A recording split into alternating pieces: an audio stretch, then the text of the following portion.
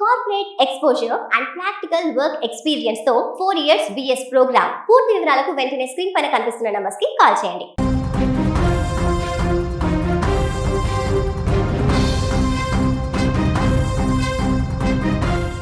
తెలుగు రాష్ట్రాలలోని బ్యాంకులు బస్టాండ్లను టార్గెట్ చేస్తూ సామాన్య ప్రజల కళ్ళు కప్పి క్షణాలలో లక్షల రూపాయలు కొట్టేస్తున్న అంతర్రాష్ట్ర మహిళా దొంగల ముఠ ఎట్టకెలకు చిక్కింది.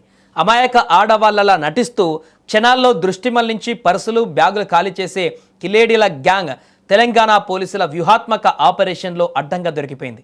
మహబూబాబాద్ టౌన్ పోలీసులు చాకచక్యంగా వ్యవహరించి ఈ అంతర్రాష్ట్ర దొంగల ముఠ గుట్టురట్టు చేశారు.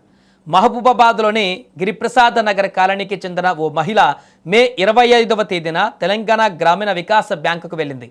కష్టపడి దాచుకున్న 46,000 రూపాయల నగదును డ్రా చేసుకుంది. ఆ తర్వాత గ్యాస్ సబ్సిడీ డబ్బులు అకౌంట్లో పడ్డాయో లేదో చెక్ చేసుకోవడానికి పక్కనే ఉన్న ఇండియన్ బ్యాంకుకు వెళ్ళి క్యూలో నిలబడింది. సరిగ్గా అదే సమయంలో కొందరు మహిళలు ఆమె చుట్టూ చేరారు.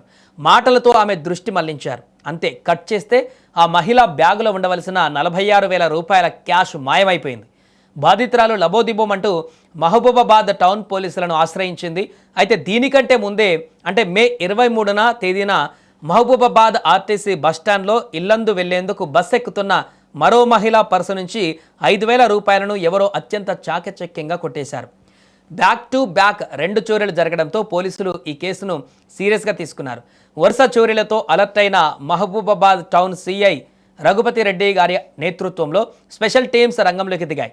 బస్టాండ్తో పాటు ఇండియన్ బ్యాంకు పరిసరాలలో ఉన్న సీసీటీవీ ఫుటేజీలను జల్లెడపట్టారు. సాంకేతిక ఆధారాలను, మొబైల్ సిగ్నల్స్ను విశ్లేషించారు. ఈ విచారణలో పోలీసులకు మైండ్ బ్లాంక్ అయ్యే నిజాలు తెలిసాయి. ఈ దొంగతనాలు చేసింది స్థానిక దొంగలు కాదు, ఆంధ్రప్రదేశ్ నుంచి వచ్చి తెలంగాణలో హల్చల్ చేస్తున్న ఒక పక్కా ప్లానింగ్ ఉన్న అంతర్రాష్ట్ర మహిళా గ్యాంగ్ అని తేలింది.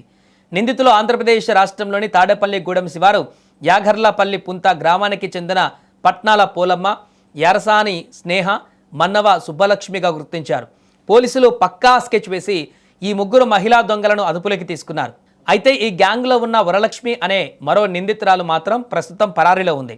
పోలీసుల విచారణలో ఈ గ్యాంగ్ దొంగతనాల స్టైల్ చూసి అధికారులు సైతం ఆశ్చర్యపోయారు. వీరు ముఖ్యంగా ఒంటరి మహిళలను, బ్యాంకులకు, బస్టాండ్లకు వచ్చే అమాయకులను టార్గెట్ చేస్తారు.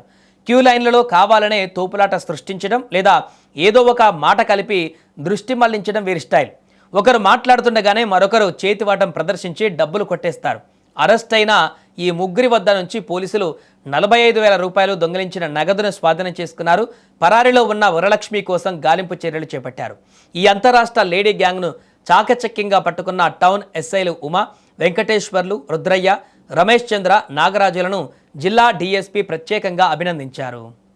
25వ తారీఖు రోజు మధ్యాహ్నము మహబూబాద్ పట్టణం నెహ్రూ సెంటర్లో గల ఇండియన్ బ్యాంక్లో ఒక మహిళ, గిరిప్రసాద్ నగర్ చెందిన ఒక మహిళ గ్రామీణ బ్యాంకులో డబ్బులు విత్డ్రా చేసుకొని యూనియన్ బ్యాంకులో తన గ్యాస్ కనెక్షన్ గురువులో వచ్చిన సబ్సిడీని చెక్ చేసుకోవడం గురించి వెయిట్ చేస్తుండగా ఈ నలుగురు నిందితులు ఆమెను చుట్టుముట్టి ఆమెకు తెలియకుండా ఆమె సంచిలోని 45,000 నగదును అపహరించకపోయారు. అంతకన్నా ముందు రోజు కూడా బస్టాండ్లో ఒక మహిళ బస్సు ఎక్కుతుంటే ఆమె పర్సులో 5,000 రూపాయలు కూడా ఆమెకు తెలియకుండా ఆమె పర్సును కట్ చేసి తీసుకెళ్లారు.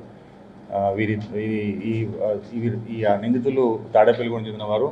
వీరు మళ్ళీ ఈరోజు నేరం చేయడానికి మళ్ళీ మహబూబాబాద్పట్నానికి రాగా వీరిని ఈరోజు అరెస్ట్ చేసి వీళ్ళ దగ్గర నుంచి 45,000 నగదును, అంటే 2 కేసులలో తస్కరించిన నగదును స్వాధీనపరుచుకొని వీరిని అరెస్ట్ చేసి వీరిని కోర్టుకు తరలిస్తున్నాము.